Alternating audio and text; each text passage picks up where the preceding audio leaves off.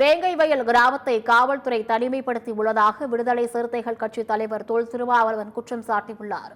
சென்னை விமான நிலையத்தில் செய்தியாளர்களிடம் பேசிய அவர், வேங்கை வயல் கிராமத்தில் உயிரிழந்த ஒரு மூதாட்டியின் உடலை அடக்கம் செய்வதற்கு காவல்துறை பல்வேறு கெடுபிடிகளை செய்கிறது என்றும், வேங்கை வயலை காவல்துறை தனிமைப்படுத்தி இருப்பதாகவும் குற்றம் சாட்டினார். பெண்களை காரில் துரத்தியவர்கள் யாராக இருந்தாலும் நடவடிக்கை எடுக்க வேண்டும் என்றும், அந்த இளைஞர்கள் சென்ற காரில் ஒரு கட்சி கொடி கட்டிருப்பதால் அந்த கட்சி பொறுப்பாக முடியாது எனவும் கூறினார். வெற்றியோ தோல்வியை அதிமுக ஈரோடு கிழக்கு சட்டமன்ற தேர்தலை சந்தித்திருக்க வேண்டும் எனவும் திருமாவளவன் கூறினார்.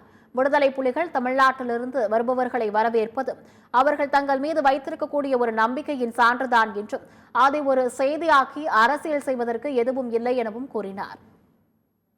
வேங்கவையின் தலித் மக்களை காவல்துறை தனிமைப்படுத்தி இருப்பது, நெருக்கடிக்கு உள்ளாக்கி இருப்பது, அதன் மூலம் மன உளைச்சலை ஏற்படுத்தி வருவது மிகுந்த கவலை அளிக்கிறது.